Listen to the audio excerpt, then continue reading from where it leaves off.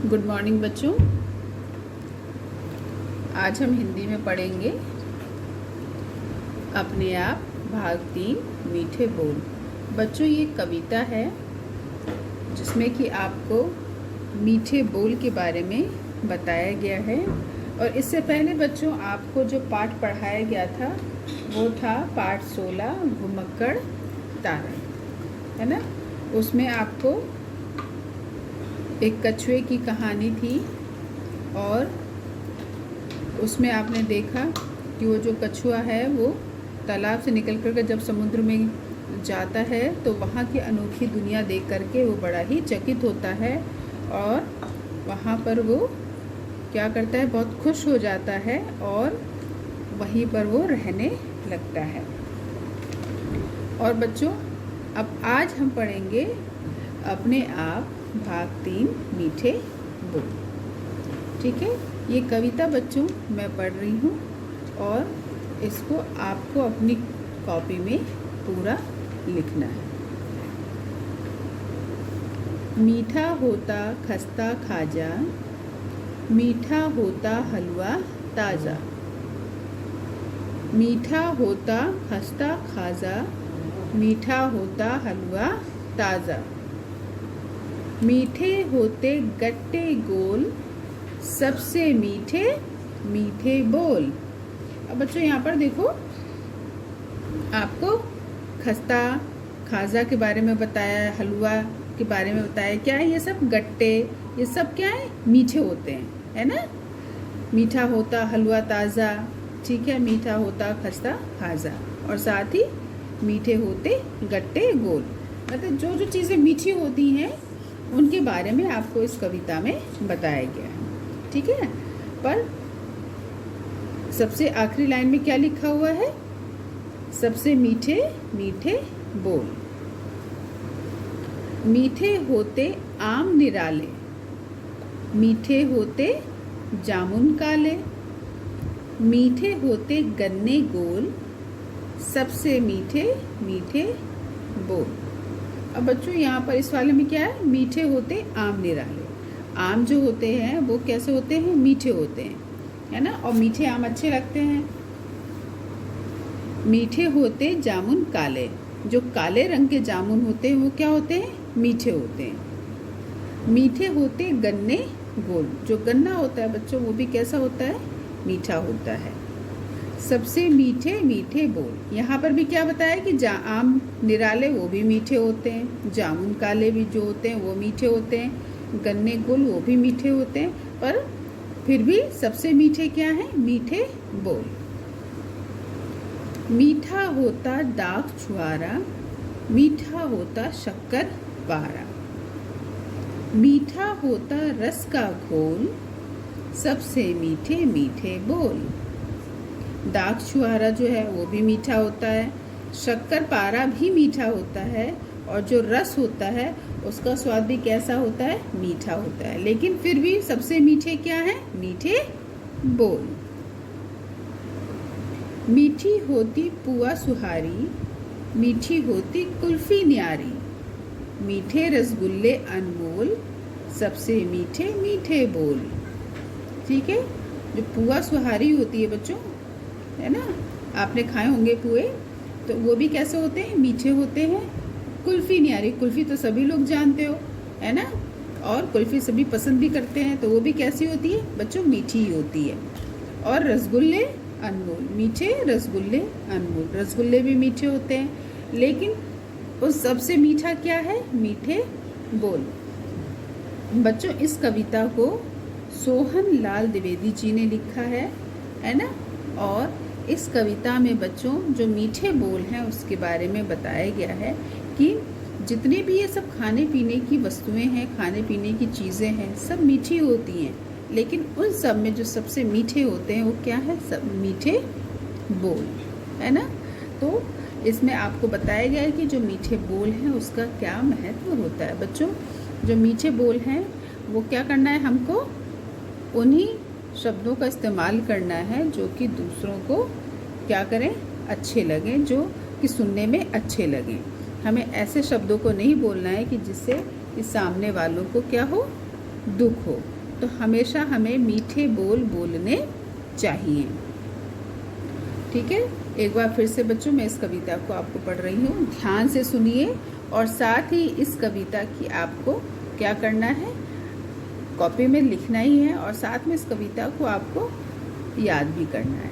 ठीक है, तो आप याद कब होगा आपको याद, जब आप इसको ध्यान से सुनेंगे, इसको बोलेंगे। ठीक है, तो मीठा होता खस्ता खाजा, मीठा होता हलवा ताज़ा, मीठे होते गट्टे गोल, सबसे मीठे मीठे बोल। मीठे होते आम निराले, मीठे होते जामुन काले, मीठे होते गन्ने गोल, सबसे मीठे मीठे बोल। मीठा होता दाग छुहारा, मीठा होता शक्कर पारा, मीठा होता रस का घोल, सबसे मीठे मीठे बोल। मीठी होती पुआ सुहारी, मीठी होती कुल्फी न्यारी, मीठे रसगुल्ले अनमोल, सबसे मीठे मीठे बोल। ठीक है, इसी तरीके से तुमको भी बच्चों ये कविता क्या करनी है, बोलनी है और इसको इसी तरीके से याद भी करना है। ठीक है, तो सभी बच्चे अपनी कॉपी में इस कविता को लिखेंगे। बच्चों, अब आपको मैंने किताब से तो आपको मैंने कविता पढ़ा दी और ये भी बताया कि उस कविता को किस तरीके से आपको पढ़ना है, किस तरीके से बोलना है ना। हम जैसे पाठ पढ़ते हैं उस तरीके से बच्चों कविता नहीं पढ़ी जाती। हमको क्या करना है, कविता को कविता की तरह बोलना है। ठीक है, हल्का सा उसको क्या सुर में हम कविता को पढ़ते हैं। ठीक है, तो उसी तरीके से बच्चों आपको जब ये कविता आप याद करें तो इस कविता को आप थोड़ा सा सुर में आप इसको याद करेंगे जिस तरीके से आपको बताई गई है। अब मैंने यहाँ पर आपको उसी में से कविता में से ही मैंने कुछ प्रश्न आपको दिए हैं, इनको आपको क्या करना है, कॉपी में करना है। सबसे पहले तो आप कविता लिखेंगे, कविता लिखने के बाद आप इन प्रश्नों को अपनी कॉपी में करेंगे। ठीक है, तो तारीख डालेंगे, ऊपर लिखेंगे अपने आप 3, इस तरीके से आप लिखेंगे जैसे मैंने लिखा है। इसके बाद अब कविता का नाम लिखेंगे, मीठे बोल। ठीक है, देखो मैं यहाँ पे लिख रही हूँ मीठे बोल। ठीक, ये मैंने यहाँ पर लिख दिया मीठे बोल। इस तरीके से आप लिखेंगे और उसके बाद आप पूरी कविता लिखेंगे और फिर कविता के बाद आप लिखेंगे कि किसने लिखी है, ये भी लिखेंगे। ये नहीं कि खाली कविता लिख दी हो गया, आप लिखेंगे सोहन लाल द्विवेदी। इसके बाद प्रश्न नंबर 1, मिलते जुलते शब्दों को मिलाइए।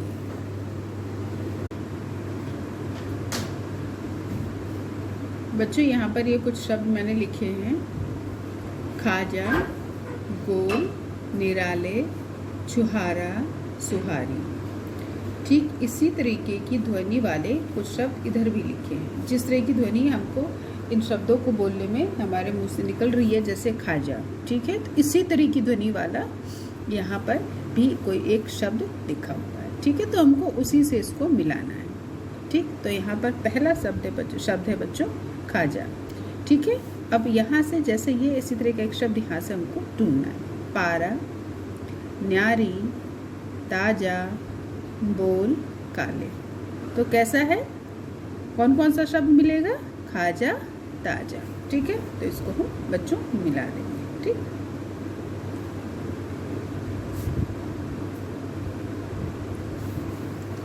इसी तरीके से हम बाकी के शब्दों को भी मिलाएंगे, गोल, बोल,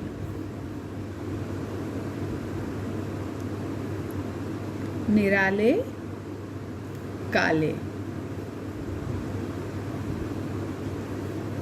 छुहारा, पारा, सुहारी, न्यारी। ठीक, देखो हमने क्या किया बच्चों, जो पहला प्रश्न था मिलते जुलते शब्दों को मिलाइए, इसको हमने यहाँ पर क्या हुआ, पूरा कर लिया है। ठीक है, खाजा, ताजा, गोल, बोल, निराले, काले, छुहारा, पारा, सुहारी, न्यारी। ठीक है, समझ में आ रहा है बच्चों?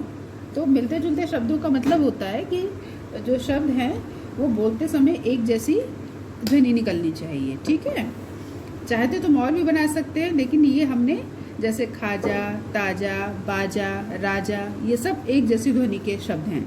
लेकिन चूंकि हमने यहाँ पर उन शब्दों को लिया है जो कि आपकी कविता में आए हैं। ठीक है, तो कविता में आए हुए शब्दों को हमने यहाँ पर मिला लिया। ठीक, अब प्रश्न नंबर 2 है, कविता में आए फलों के चित्र बनाइए। ठीक है, स्वयं करें, यहाँ पर मैंने लिखा है। अब कविता में जो जो फलों के नाम आए हैं, ठीक है, उनको आपको अपनी कॉपी में बनाना है। ठीक है, कौन कौन से फलों के नाम आए हैं बच्चों? एक तो आम, जामुन, ठीक है, गन्ना, है ना, ये सब फल हैं। ठीक है, तो अब इसमें से आपको क्या करना है कि आपको इन फलों के चित्र यहाँ पर बनाने हैं। ठीक है, और आप छोटा छोटा नहीं बनाइएगा, थोड़ा बड़ा बनाइएगा, जिससे कि देखने में थोड़ा अच्छा लगे। ठीक है, तो ये आपको खुद से करना है। तो चित्र बनाना है और रंग भी भरना है। ठीक है, चित्र बनाएंगे और रंग भरेंगे। इसके बाद है बच्चों प्रश्न नंबर 3, कविता के अनुसार सबसे मीठा क्या होता है? अब बच्चों जो कविता है आपने पढ़ी मीठे बोल, उस कविता के अनुसार सबसे मीठा क्या होता है? उत्तर, कविता के अनुसार सबसे मीठा मीठे बोल होते हैं। है ना, हर बार हमने कविता में कई बार पढ़ा कि सबसे मीठे मीठे बोल। ठीक है, तो सबसे मीठा क्या होता है बच्चों? मीठे बोल, जो कि हम अच्छे शब्दों का प्रयोग करते हैं हम दूसरों से बोलने के लिए, और जिससे कि दूसरों को कोई परेशानी नहीं होती। ठीक है, कड़वे बोल जो होते हैं उससे क्या होता है, दूसरों को दुख पहुंचता है। लेकिन हमें क्या करना है, ऐसे शब्दों का इस्तेमाल नहीं करना है, मीठे बोल बोलने हैं जिससे कि दूसरों को अच्छे लगे। अब है प्रश्न नंबर 4, कविता में आए व्यंजनों के नाम लिखिए। व्यंजन मतलब जो कि हम बनाते हैं। ठीक है, जैसे खाजा, हलवा, गट्टे, शक्करपारा, पुआ, कुल्फ़ी, रसगुल्ले। कुछ खास मौके होते हैं ना, तब हम क्या करते हैं, इनको अपने घर में बनाते हैं।